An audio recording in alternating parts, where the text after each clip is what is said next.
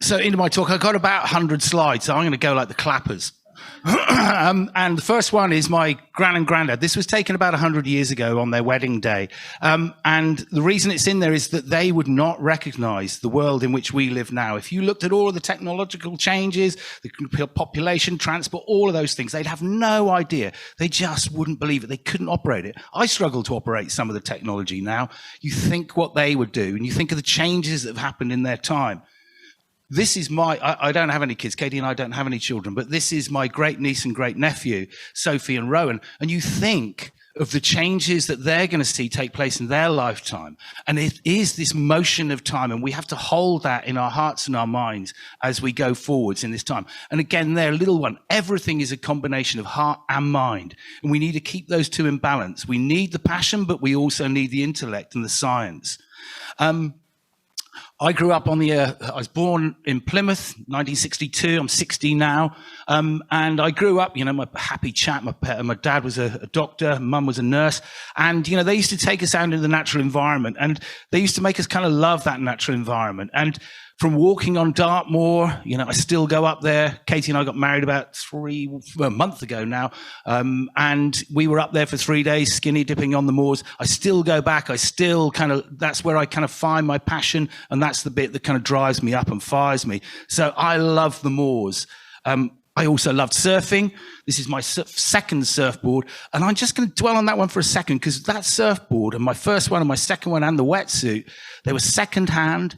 I kind of mowed the lawn, I creosoted the fences, I cleaned the cars, I did everything. I even, used to save my school dinner money to buy those surfboards. Now, I know a kid in the local village. I was surfing with this guy 3 years ago now, and he said, "Oh, my son's doing really well today. He's on his big wave board." And I said, "How many boards has this kid got?" And he said, "Well, 3. This kid was 8. That's £1,500 worth of surfboards for a child of 8 years old who hadn't earned any of that." And I think there's an underlying kind of problem there with us mass consumerism and get anything you want and people will provide. It's hard work, and the challenges ahead of us are extremely hard. So I love surfboards. I love trees. This is when I lived in one for 2 years. Didn't really, but couldn't resist that shot. And this kind of thing, though, it's the love of the planet. And when you love something, whether it be people, the planet, you will protect it. You will do anything to protect it. And that's the core of what we need to do. And that's encapsulated by this brilliant quote from Alice Walker, who wrote Colour Purple. And again, power to the women. So she wrote that activism is the rent I pay for living on the planet. And, we are the lucky ones. We've all just eaten amazing food. We'll all go home and be secure and have a roof over our heads and be warm and tight tonight. Millions of people won't. So the onus is on us to even more to be the agents of change, the positive drivers for a positive future.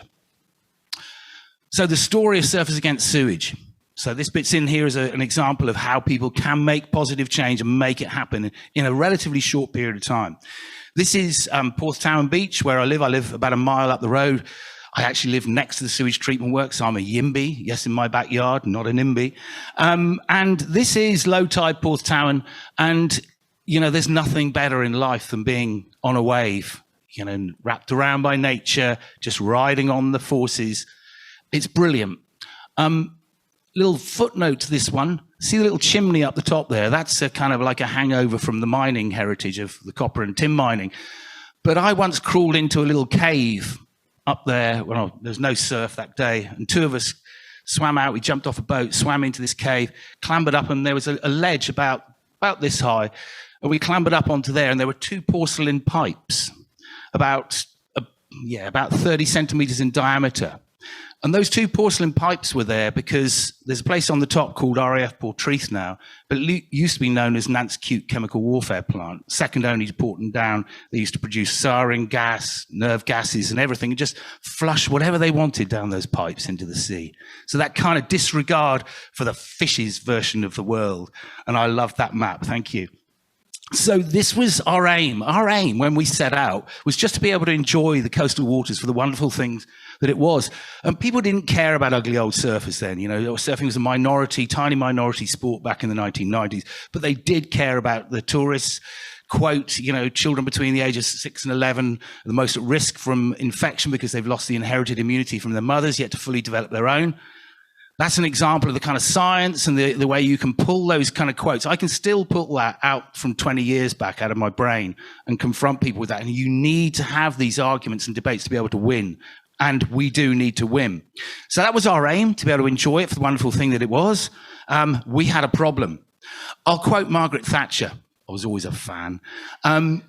She stated on BBC Nature in 1989, and I quote, "All sewage is treated before discharge." That was a downright stinking lie. There were 400 million gallons of completely crude sewage being discharged around our coastal waters every single day when she said that. From Brighton to Blackpool, Newquay to Newcastle, literally what you flushed down the toilet went straight into the sea without even a basic sieve in place. That was the state of our coastal waters. This is Cambourne in Cornwall's 2.5 million gallons flowing up towards Porth Tampon. I've got a House of Parliament Select Committee with that. I managed to get that in Hansard. This is the end of that outfall pipe. And this is Hartlepool. I had to put that. That was Mr. Mandelson's constituency. And these are literally panty liners all hanging off the railings there on the prom. And they even had to close the primary school at one point because of the dreadful, all those things ending up in the playground there. And that isn't a set-up picture. That was the state of our rock pools, lumps of human feces with panty liners stuck to them. We sold that picture actually once to Have I Got News for You, and they did spot the odd one out, and there's a politician and varying other things in there. But it's easy to whinge, isn't it? It's easy to say, oh, that's a problem. We don't want that to happen.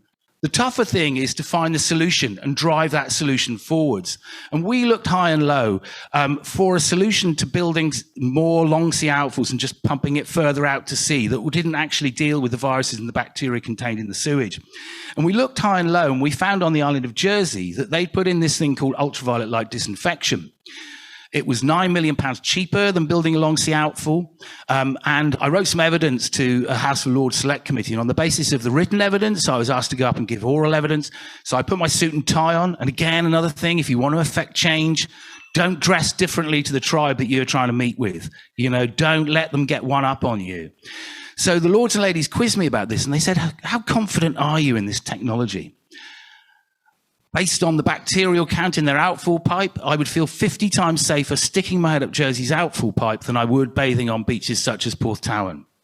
They went very nice and noted that down. A week after I made that statement, I got a phone call from the island of Jersey's tourist department. They said, this would make brilliant marketing for us. So this is their outfall pipe. And about an hour before this picture was taken, we had Sky News, BBC, ITV, Reuters, Press Association, and I jumped off the end and I turned around as hard as I could and I paddled as hard as I could and I duck dived and I got about a yard into the mouth of 100,000 people's sewage before I was blown back out of the force. But I stood by what I said. It looked, tasted and smelt cleaner than the beaches that we were used to bathing on. So we found our solution. It was cheaper, it did the right environmental thing, and it was good for people and tourists. We then needed to drive this into the water companies. And we always used to go and meet with try and lobby the water companies. And Dŵr Cymru Welsh Water were the one company who would always ask to meet us. Even when we'd been nailing them in the morning on the media, they would still want to have lunch and sit down and discuss and try and find a way forward, to try and find progress. And they were the first company to adopt a full sewage treatment policy for all of their coastal and estuarine discharges, UV disinfection for all of them. And we cut the ribbon. It was our names on the brass plaque. Because we'd always said we'd be as stronger advocates of the right as we were critics of the wrong. And what we had then as well, we'd broken this cartel, solid cartel of 10 privatized water companies. And we then had a big stick with which to beat up all the other ones. Second company on board, Wessex Water, Gentleman on the right, Colin Skellett, he's the chief exec. And what's being poured over our heads is what came out of Porlock sewage treatment works and a different technology, but again, 99.98% removal of all viruses and bacteria. And one of the things that drove that, I was up there one morning and meeting with him and his senior management, and they were absolutely spitting because about a week before that meeting, I'd done a piece on BBC Breakfast News and their share prices had gone down by a few percent. So they needed to make change happen. But they adopted this full sewage treatment policy again. And this is back in the 70s. And that guy, Colin Skellett, was driving this kind of thinking through the company. And he did this work with Jonathan Porritt and Forum for the Future, this 5 steps model, that if you get into sustainability and you do the right thing, then environmentally, your impacts are significantly reduced. Externally, people want to play ball with you. It's easier to make partnerships. It's easier to get investments and things. Your staff feel fulfilled and safe, and you can attract and retain the best. And boy, oh boy, when you look at around the world now, that is one of the big drivers. I was reading something from Deloitte yesterday about, and you know, if you think you're going to get the best people to come and work for you, you have to step up your game on this whole issue. Otherwise, they're not going to come, and you're going to be left with the poorer people. The less capable people. Your infrastructure is sustainable and your finances are growing. How do you drive these things up the public agenda? Running around with a 10-foot inflatable turd, wetsuits and gas masks tends to get you quite a lot of media coverage. And if you're getting media coverage, you're driving things up the public agenda. And if they're going up the public agenda, they're going up the political agenda. Politics, you know, again, we live in a country where we have the right to go to these places. And I know our government are trying to take away our rights to be able to go and do this. But, you know, we went to the Houses of Parliament within 10 months of forming. And the day we got there, we pulled the Secretary of State for the Environment, the Shadow Environment spokesman and the Lib Dem Environment spokesman to speak. And the government announced a £2 million spend on research into the health effects of bathing in sewage contaminating seawater. So even, you know, although it was really scary, the very act of stepping forward triggered that £2 million spend that would ultimately prove our case. And, you know, this is our place. That House of Commons, that Houses of Parliament, they're ours. We have as much right for it to be our agenda in there as it is currently other people's agenda. The net zero race is the agenda that they need to take on. And we need to change and be the drivers of that change. BBC Casualty, one of our members, at our high point in the mid-1990s, we had 18,000 members. And one of our members rang up and said, look, I write scripts for BBC Casualty. Let's do one. So we wrote a script. They weren't actually allowed to say the words Surfers Against Sewage, but they did spend about £1,000 on our T-shirts and sweatshirts. And it was our story. And you can imagine being, you know, the Secretary of State or the boss of a water company sitting there on a Saturday night at 8:10 with your glass of red wine and having to spit it out while you saw your story coming straight back at you. So that power. This one I put up. So remember the time bit at the beginning with my gran and granddad and then my great niece and great nephew? One of our members, another one of our brilliant members, rang me up in 1991 and said, we've bought www.sas.org.uk for you. And I said, what the hell does that mean? That's how quickly we move. When I left SAS in the year 2000, I'd never sent a single email. That's how quickly things are changing. And, you know, we all need to keep that in our minds, this pace of change. Law.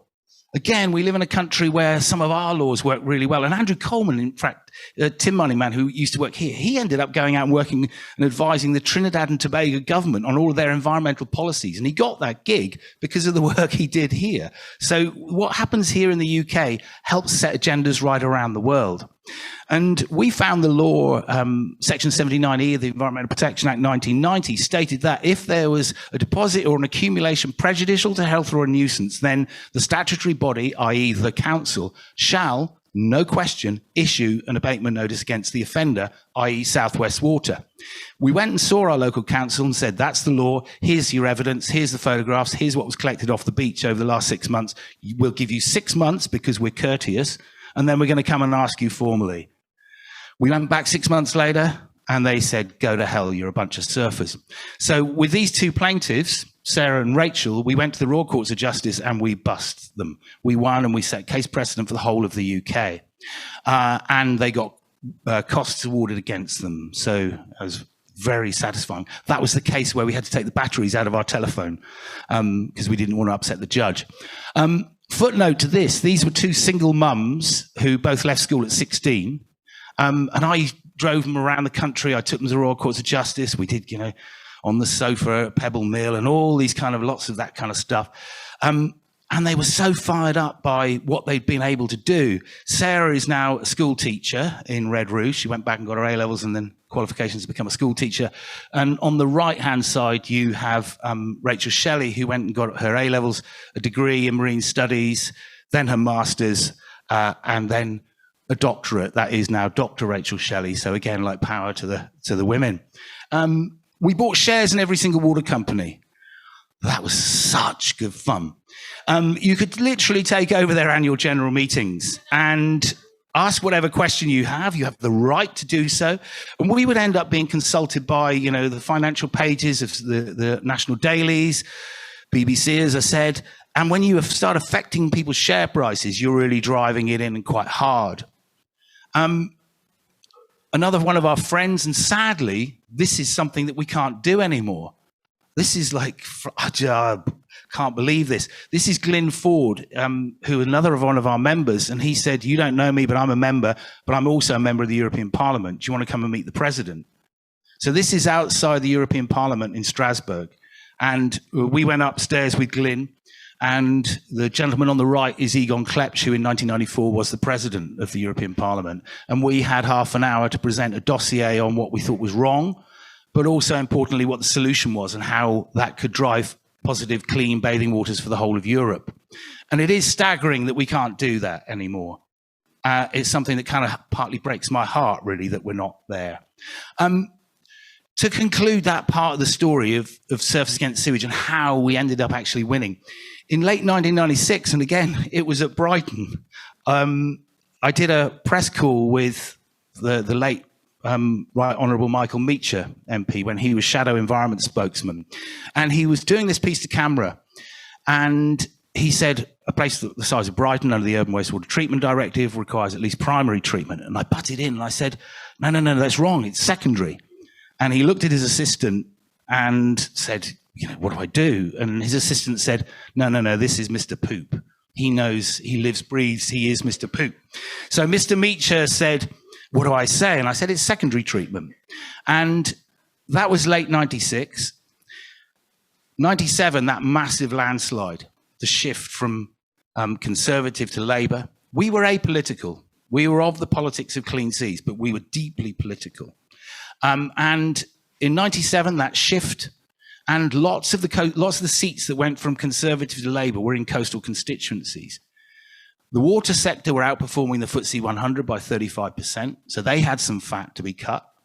And in May, they came to power in May. In September, I got 24 hours notice to go to be a special advisor to the then Secretary of State for the Environment, Michael Meacher. And I walked into a room, and there was Mr. Meacher, myself, two other advisors, 3 senior people from the Environment Agency, 3 senior people from the Department of the Environment, and I had free rein to ask any question I wanted. And we nailed it. We got the case for UV disinfection done. I walked out of there punching the air, and 2 hours later punching the air, and 6 weeks after that, the government ruled that all sewage should receive at least secondary treatment with UV disinfection or microfiltration for 14 out of the 20 million people discharging into our coastal waters. And today, there are no crude discharges, continuous discharges of crude sewage around the UK. And that's something I think that, one of the things, incredibly lucky to have been run a campaign that achieved that level of change. So that's something, it's an example of what we can do. Those change tools, we knew our aim, we identified the problem, we came up with a solution, we created the environment for change, but using regulators, politics, media, etc. We negotiated, we stayed at the table, we knew who our friends and foes were, we understood the games of them, we understood the pressures on them and how to alleviate those and drive change. We were self-funded at the time, £480,000 a year we had, I think it's £766,000 in today's money, completely independent, allowed us to do whatever we wanted. Everything was a team effort. You know, the only reason I was over there briefing the president, etc., was because someone else was back in the office opening the envelopes and processing and posting out the T-shirts and sweatshirts. But again, something that I did all of those jobs as well myself, because I think, again, we live in a world where we have the big people and then we have the little people. And actually, we should all get in down and dirty and do it all ourselves, and mix it up. And also making it fun. You know, we need to tell the better story. We need to be more attractive. And, you know, it wasn't all fun. In the last year that I was at SAS, I gave evidence. I was called to give evidence at the coroner's inquest into the death of 8-year-old Heather Preen. So it wasn't all fun, but that was how we drove change. Help. This is a really important thing. We need to learn more how to put our hands up and ask for help? Because, you know, even in a conference situation, lots of people will sit there and someone will start talking about loads of acronyms, and everybody sits there going, oh, I don't really understand what the hell's going on here. And the moment someone puts their hand up and says, can you explain that? Lots of other people around in the world and in the subjects that we're challenging go, I thought I was the only one who didn't understand how to do this. But the other thing that happens is someone somewhere will say, I can help you. And we got help from scientists, lawyers, doctors, sucked up blood, you know, all these kind of politicians. We need to understand that it's okay to ask for help.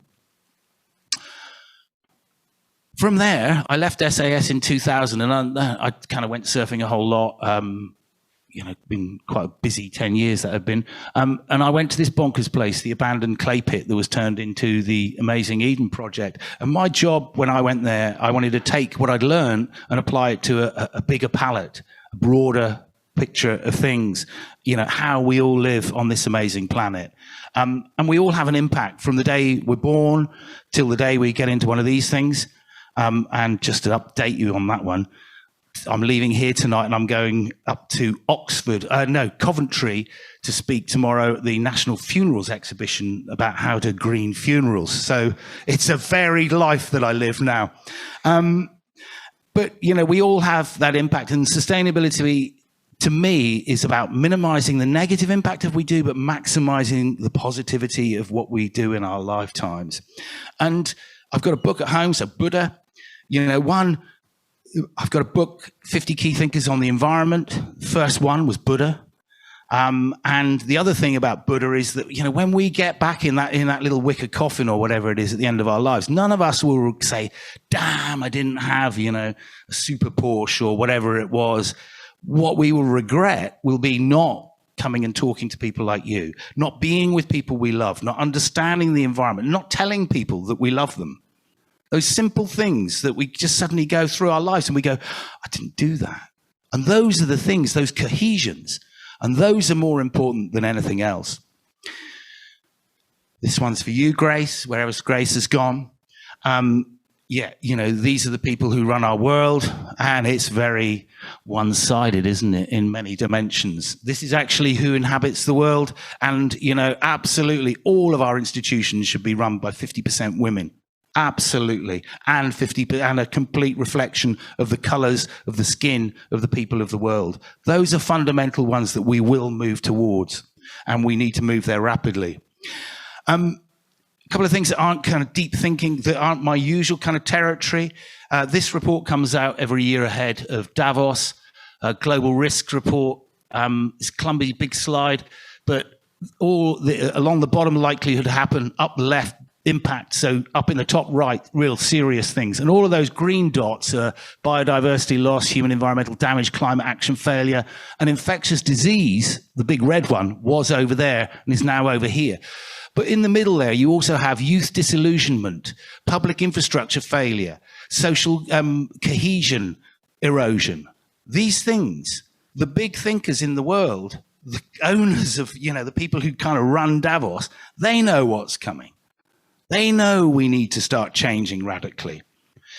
And if we think COVID has been tough, you know, what's coming down the line is insanely tough. Our ice caps are melting at such an alarming rate. You know, I read a piece the other day on deep adaptation. And, you know, I swing at times between hope and positivity and absolute panic. But I don't have children. But what if we don't get this right? It's going to be really heavy. Sea level rise, and ironically, the people with the smallest carbon footprints are the ones who are at the front line of it. This is the railway line into, Devon. Can't get there anymore. We'll be cut off. Wildfires in California and Australia. Brilliant to see Scott Morrison given a hearty kick out of Australia. Maybe that's a sign that we can see the same here. Acidification of our oceans. And this one, a UN report that says that 1 million species are going to go extinct. And yet we're still arrogant enough as a species. We go, oh yeah, 1 million will go down. We won't be one of them. We'll be fine. The hell we will. And this one, again, a UNICEF report, that the climate change was helped drive the Syrian war. And when you drive the Syrian war, then you get migration and political instability. We've got Ukraine happening. And, yet all these things that impacts. And yet, this was a piece from The Guardian. The oil companies are still investing on a rate that'll take us way, way beyond the 1.5 degrees, way beyond it. So we've got to see change. We've got to have a new dawn. And this quote, and I'm going to read this to you. Every gun, so this is the new dawn, this is the positivity bit we're going to go into now. Every gun that is made, every warship launched, every rocket fired signifies, in the final sense, a theft from those who hunger and are not fed, those who are cold and are not clothed. This world in arms is not spending money alone, it's spending the sweat of its laborers, the genius of its scientists and its tech people, and the hopes of its children. And that wasn't an old hippie. That was General and then President Eisenhower who said that. So some of our politicians know and always have known. Waste Neutral, I did this project, the Eden project called Waste Neutral, and driving in triple bottom line. How many people in the room understand triple bottom line? That's not enough. Go and look it up. So triple bottom line is the balance between environmental, social and financial, people, planet, profit, that same kind of thinking. And this is a kind of, and again, link that with the circular economy of where we're going, and Dame Ellen MacArthur up the road in the Solent, she's all over that. But an example of triple bottom line thinking at the Eden Project. When I went there, every single plate, cup, fork, spoon were all single-use throwaway. Yes, they were made from nice, eco materials. I think they were eco, but they all went, 1.9 million people's disposables every single year going straight to landfill. And I looked at the triple bottom line with the team of putting in a dishwasher. Environmentally, we reduced our landfill by 8 tons a year. We reduced the carbon and material impact of manufacture and transportation to us. Socially, we created 2 jobs. People got a nicer cup of tea because it was in China, and we sold more salad because suddenly the plates weren't all wobbly. And financially, we sold more tea, we sold more salad, and we saved ourselves $159,000 over 5 years. That's triple bottom line thinking. Apply it to all of your decisions. You don't have to go into the incredible depth, but just start using it as a kind of rule of thumb. Renewable energy, I was driving up today, and I had to drive because I'm doing this other thing, but there was an hour and a half on Radio 4 today about climate change. In the 7.5 hours it took me to get here, an hour and a half of coverage. And one of the things they were saying was that, these technologies are moving fast, and people go, oh, wind farms, they're not, the carbon footprint of manufacture of them and et cetera, means that they don't really deliver. But if we'd never had the brick-sized phone, we'd never have the slick things now. So all of this, again, with time and with investment and with progress, we will get to amazing solutions, like the electric cars. And we were discussing earlier about how good Tesla are at the rollout of charging points and how poor the other car manufacturers are. Plastics. Our oceans are full of them. There was a report yesterday saying that little bits of snow are now falling with tiny bits of plastic in them. How do we all let that happen? Partly because we have a throwaway society. Again, this was outside the Blue Bar at Porthtowan, and a car pulled up, and this guy dumped all this stuff next to the bin. And I went over and I said, "What are you doing?" And he said, "Well, we've had our holiday for 2 weeks. I don't want to take this home." That's the kind of mad world we live in. Being Cornwall, though, it lasted about 2 minutes before it was taken and Other people had got it. This is a brilliant book you look up this book, Dominant Wave Theory, by the brilliant photographer Andy Hughes, who turns, ocean plastics into art. He was the first guy to be doing this. He's been doing it for 32 years. He's currently on a tiny island in South Korea where he's the artist in residence, being sponsored by Hyundai to be out there. But he did this film called Plastic Scoop, where he used the background of Grand Theft Auto to tell the story, an old Pathé News, to tell the story about plastics and what we can do about it.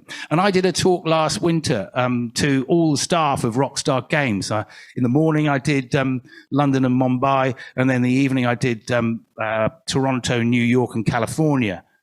And one of my challenges to them was, one, look at your own sustainability and how you're going to measure it. And can you be, the games that everybody plays, how do you make those net zero? But also, how do you create the games to make people think about this? There's opportunities here and real drivers, and that's not my territory. Creating good products that showcase where we can go. This was an eco surfboard we made at Eden. We grew the balsa in the biomes, laminated in hemp cloth and castor oil resin. We got a little bit of media coverage, but then Ben, who worked in the press office, said, can we make a cricket box for protecting genitalia out of the same material? So we did, and it all went very well. But we got an England stroke Cornish bowler to come and chuck some balls down at Ben, and one of them, unfortunately, the helmet didn't fit him, and it went in and hit and cut his eye. And the other picture prior to this had lots of blood on it, and that picture made the front page of the Metro in London. It made the Mumbai Times, and it made Test Match Special out in Australia. So sometimes you just have to go with it, and a good thing can be turned into a bad thing, can end up being very positive. Footnote to that: this is Dylan. That's Ben's son, so the box worked. Rewild people, we all need to get a bit wilder. And, we need to get down and feel the soil. We need to feel the beaches. We need to connect. We are animals. We are part of nature, not apart from it. We need regenerative companies and systems. This brilliant book by, I'm proud to know this guy, John Elkington. If you've never read any of his books, he wrote the first Green Consumer Guide. John's in his 70s now, still firing away. And it's a great read. Facts and science, facts and experts and loving science. We need to take this territory back. Absolutely. This world where people think that the expert is a YouTube doctor. My wife, she's a consultant pediatrician. She spent like 10 hours over the last few days dealing with someone who thinks that she's more of an expert because she's watched, and their child might die. That's a mad world, and we need to be powering up. We need to take that territory back so that we, the people who have the expertise and the science to get us out of here are believed and trusted. In the same way as Rockstar Games, I sit on an advisory panel, sustainability advisory panel to the BBC. I was on a call with them on Monday. And every single one of their programs now that is commissioned will have this by the end of 2022. Every program has to have done its carbon footprint. It has to be Albert Sustainable Production Accreditation. All of them. And they're again doing whole loads of other stuff. A lot of it's kind of, you'll see as they roll out, but they're doing really good things. And again, I know that some of the sectors that you work in are also sectors that they would work in. Our carbon footprints, we need to know these, not like bloody Russell Brand says, because we can be controlled, but we all need to understand where our personal carbon footprints are, and then go back up the supply chain and argue to the people who deliver our carbon footprint and make us have negative carbon footprints to reduce it. The power in our pockets. I did a talk at a UN Youth Summit just before lockdown, and I put it to, so the kids there, the power that they would have in their lifetimes. And this is a little kind of statistic. I asked an accountant to give me this kind of, the average on this. But if the average professional earns 50 grand a year, and you multiply that over 40 years at 2 million, and then you add inflation and wage increases, that's about 3 to 4 million each. Now, say there's 100 of you here, which approximately I think there are. That means there's 300 million pounds in this room that can be spent in a good way or a bad way. You have legitimate power in your pocket to drive really positive change.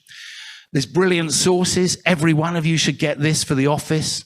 You know, you can do everything from your bar of chocolate to your bank to your washing up machine. You can drive it all. Good things are happening, you know, up in the Houses of Parliament. This is Lord Bird from the Big Issue founder. He's driving this bill through. So again, you can try and support this and support the Better Business Act as well. You know, the Future Generations Bill will require that every decision made by a public body has to take into account the impact on future generations.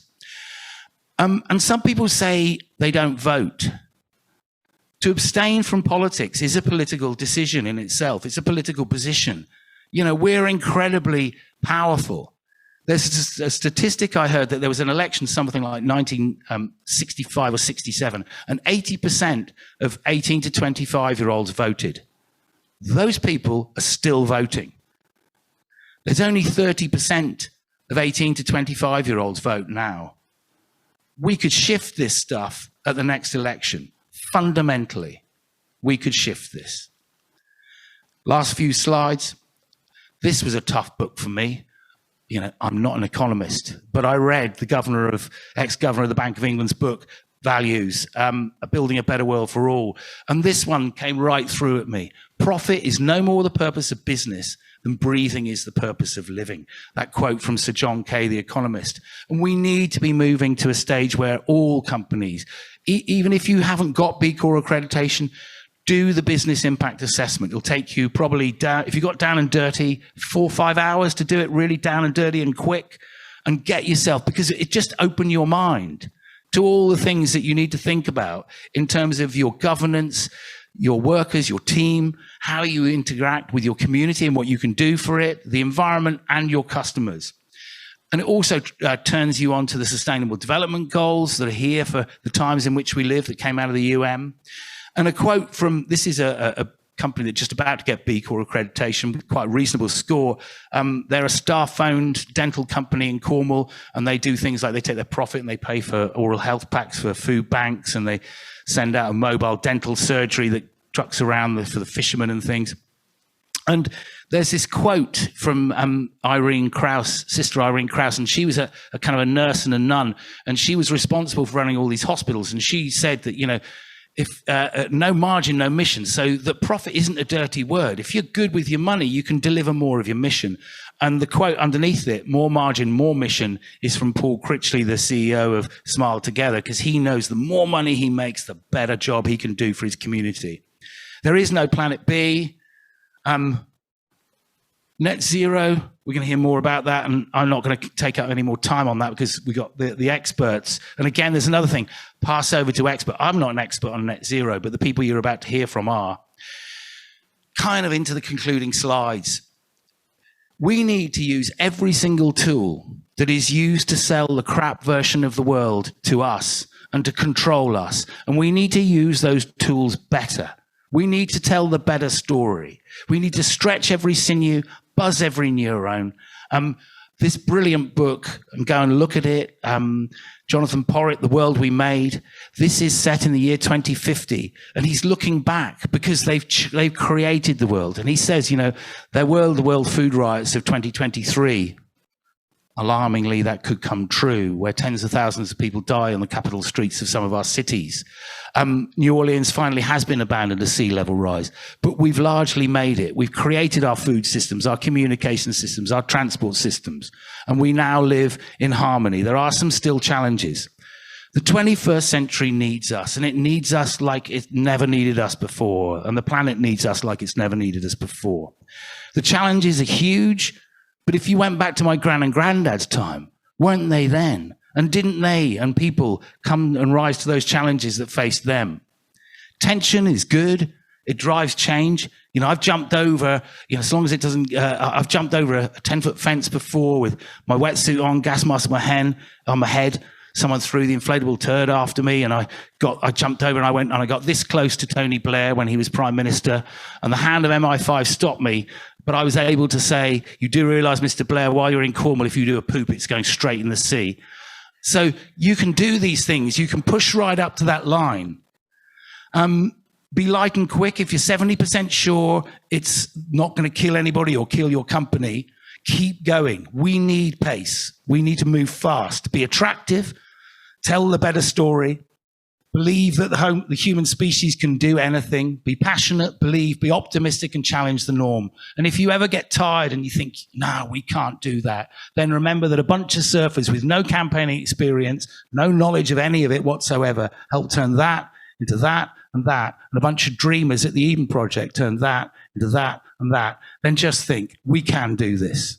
Thank you very much.